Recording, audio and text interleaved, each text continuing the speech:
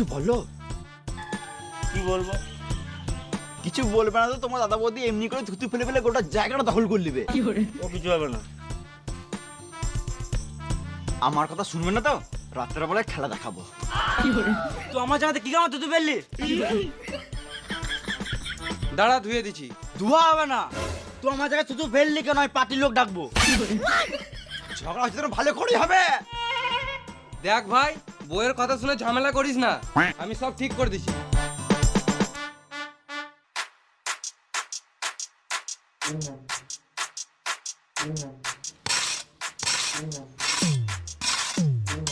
দেখো আমাদের মাটি লিলল, এমনি করে একদিন গোটা জায়গাটা দখল করে নেবে। তুই আমার জায়গা থেকে মাটি লিলি কেন? এই মারা, মাটি নিলাম তো কি হলো? আবার তো আগের মতন হয়ে গেল। তুইও খুশি, আমিও খুশি। আমি খুশি নই, তোমার জায়গা থেকে মাটি লিল কেন? ঘরের বড় বউ বলে সবকিছু সহ্য করে আছি, আর কিছু সহ্য করবো না। হচ্ছে যখন ভালো করেই হোক। হ্যালো, তো এটাই চাস? হ্যালো, কে ঝগড়া করতে চাচ্ছে দেখাই যাচ্ছে। সকাল থেকে ভাতা টাকা নিয়ে ফুসুর ফুসুর করে লাগিয়ে যাচ্ছিস। দেখো যেমন তাই বলছে, আর তুমি চুপচাপ করে শুনছো। তুমি তো আমাকে ভালোই বাসো না। ঘরের ভিতরে চলো, দেখো এখন ভালোবাসা দেখাবো। তোমার তো শুধু খাবো আর গুতাবো। তোমার বৌদি তখন থেকে বলে গেছে, আর তুমি আমাকে সাপোর্টই করছো না।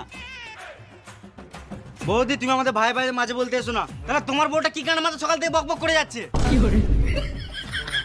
ফালতু ফালতু ঝগড়া হচ্ছে, সব কত করে দেবো। এই, তুই সব কি কামাতে করতে করবি? তুই তোর বইটা কত ওর গা?